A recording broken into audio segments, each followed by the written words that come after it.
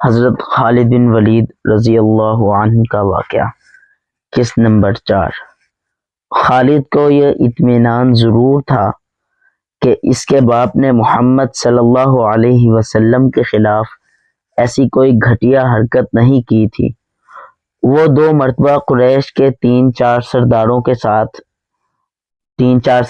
کو ساتھ لے کر رسول خدا صلی اللہ علیہ وسلم کے چچا ابو طالب کے پاس یہ کہنے گیا تھا کہ وہ اپنے بھتیجے رسول خدا صلی اللہ علیہ وسلم کو بتوں کی توہین اور نبوت کے دعوے سے روکے، ورنہ وہ کسی کے ہاتھوں قتل ہو جائے گا۔ ابو طالب نے ان لوگوں کو دونوں مرتبہ ٹال دیا تھا۔ خالد کو اپنے باپ کی بہت بڑی قربانی یاد آئی۔ عمارہ خالد کا بھائی تھا۔ وہ خاص طور پر خوبصورت نوجوان تھا۔ وہ ذہین تھا اور اس میں بانگ پن تھا۔ خالد کے باپ الولید نے اپنے اتنے خوبصورت بیٹے عمارہ کو قریش کے 2 سرداروں کے حوالے کیا اور انہیں کہا کہ اسے محمد کے چچا ابو طالب کے پاس لے جاؤ اور اس سے کہو کہ میرا بیٹا رکھ لو اور اس کے بدلے محمد صلی اللہ علیہ وسلم ہمیں دے دو۔ خالد اپنے باپ کے اس فیصلے پر کانپ اٹھا تھا، اور جب اس کا بھائی عمارہ دونوں سرداروں کے ساتھ چلا گیا تھا تو خالد تنہائی میں جا کر رویا تھا۔ ابو طالب سرداروں نے عمارہ کو رسول کریم صلی اللہ علیہ وسلم کے چچا کے آگے کر کہا تھا، اسے تم جانتے ہو، یہ عمارہ بن الولید ہے۔ تم یہ بھی جانتے ہوگے کہ بنو ہاشم نے جس کے تم سردار ہو ابھی تک اس جیسا بہیلا اور عقل مند جوان پیدا نہیں کیا۔ یہ ہم ہمیشہ کے لیے تمہارے حوالے کرنے آئے ہیں۔ اسے اپنا بیٹا بنا کر رکھو گے تو یہ تمام عمر فرما بردار رہے گا، اور اسے اپنا غلام بناؤ گے تو قسم ہے اللہ کی تم پر اپنی جان بھی قربان کر دے گا۔ مگر تم اسے میرے حوالے کیوں کر رہے ہو؟ ابو طالب نے پوچھا۔ کیا بنو مخزوم کی ماؤں نے اپنے بیٹوں کو نیلام کرنا شروع کر دیا ہے؟ کہو اس کی کتنی قیمت چاہتے ہو؟ اس کے عوض ہمیں اپنا بھتیجا محمد صلی اللہ علیہ وسلم دے دو۔ قریش کے ایک سردار نے کہا، تمہارا یہ بھتیجا تمہاری رسوائی کا باعث بن گیا ہے۔ اس نے تمہارے آباء و اجداد کے مذہب کو رد کر کے نیا مذہب بنا لیا ہے۔ کیا تم دیکھ نہیں رہے کہ اس نے قبیلے میں آدمی کو آدمی کا دشمن بنا دیا ہے؟ تم میرے بھتیجے کو لے جا کر کیا کرو گے؟ قتل؟ قریش کے دوسرے سردار نے جواب دیا، ہم محمد صلی اللہ علیہ وسلم کو قتل کریں گے، یہ بے انصافی نہیں ہوگی۔ تم دیکھ رہے ہو کہ ہم تمہارے بھتیجے کے بدلے تمہیں اپنا بیٹا دے رہے ہیں، یہ بہت بڑی بے انصافی ہوگی۔ ابو طالب نے کہا، تم میرے بھتیجے کو قتل کرو گے اور میں تمہارے بیٹے کو پالوں گا اور اس پر خرچ کروں گا اور اسے بہت اچھی زندگی دوں گا۔ تم میرے پاس کیسا انصاف لے کر آئے ہو؟ میں تمہیں عزت سے رخصت کرتا ہوں۔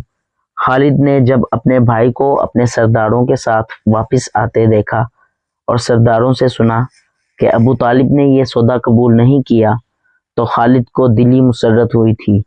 محمد صلی اللہ علیہ وسلم کا تم نے کیا بگاڑ لیا تھا ابو سلیمان؟ خالد کی ذات سے ایک سوال اٹھا۔ اس نے خیالوں میں سر ہلایا اور دل میں کہا، کچھ نہیں، بے شک محمد صلی اللہ علیہ وسلم کا جسم طاقتور ہے، لیکن رکانہ بن عبد یزید جیسے پہلوان کو اٹھا کر پٹخنے کے لیے صرف جسمانی طاقت کافی نہیں۔ رکانہ بن عبد یزید رسول کریم صلی اللہ علیہ وسلم کا چچا تھا جس نے اسلام قبول نہیں کیا تھا۔ یہ عرب کا مانا ہوا پہلوان تھا۔ نامی گرامی پہلوان آئے جنہیں اس نے ایک ہی داؤ میں پٹخ کر اٹھنے کے قابل نہ چھوڑا۔ وہ وحشی انسان تھا، صرف لڑنا مارنا جانتا تھا۔ خالد کو وہ وقت یاد آنے لگا جب مسلمانوں کو ذکر کرنے والے 3-4 آدمیوں نے ایک دن رکانہ پہلوان کو خوب کھلایا پلایا اور اس سے کہا تھا کہ تمہارا بھتیجا محمد صلی اللہ علیہ وسلم کسی کے ہاتھ نہیں آتا، نہ اپنی تبلیغ سے باز آتا ہے، نہ کسی سے ڈرتا ہے، اور لوگ اس کے باتوں کے جادو میں آتے چلے جا رہے ہیں۔ کیا تم اسے سیدھا نہیں کر سکتے؟ کیا تم میرے ہاتھوں اس کی ہڈیاں توڑوانا چاہتے ہو؟ رکانہ نے اپنے چہرے پر مست بھینسے کا تاثر پیدا کر کے تکبر کے لہجے میں کہا تھا، لاؤ اسے میرے مقابلے پہ، لیکن وہ میرا نام سن کر مکہ سے بھاگ جائے گا۔ نہیں، میں اس کے ساتھ لڑنا اپنی توہین سمجھتا ہوں۔ اس نے اکسانے والے آدمیوں کی بات نہ مانی۔ وہ پہلوان کو اپنے برابر سمجھتا ہی نہیں تھا۔ مسلمانوں کے دشمن خاموش ہو گئے، لیکن سوچتے رہے کہ رسول خدا صلی اللہ علیہ وسلم کو رکانہ کے ہاتھوں گرا کر آپ صلی اللہ علیہ وسلم کا تماشا بنایا جائے۔ مکہ کے یہودی خاص طور پر رسول اکرم صلی اللہ علیہ وسلم کے دشمن تھے، لیکن وہ کھل کر میدان میں نہیں آتے تھے۔ وہ خوش تھے کہ اہل قریش آپس میں بٹ کر ایک دوسرے کے دشمن ہو گئے ہیں۔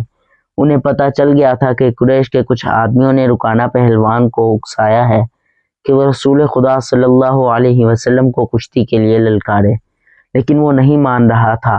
ایک روز رکانہ رات کے وقت ایک گلی سے گزر رہا تھا کہ اس کے قریب سے ایک بڑی حسین اور جوان لڑکی گزری۔ چاندنی رات میں لڑکی نے رکانہ کو پہچان لیا اور مسکرائی۔ رکانہ وحشی تھا، وہ رک گیا اور لڑکی کا راستہ روک لیا۔ کیا تم جانتی ہو کہ عورت مرد کی طرف دیکھ کر مسکراتی ہے تو اس کا مطلب کیا ہوتا ہے؟ رکانہ پہلوان نے پوچھا۔ کون ہو تم؟ اس کا مطلب یہ ہوتا ہے کہ عورت اس مرد کو چاہتی ہے، اس جوان لڑکی نے جواب دیا۔ میں سبت بنت ارمن ہوں۔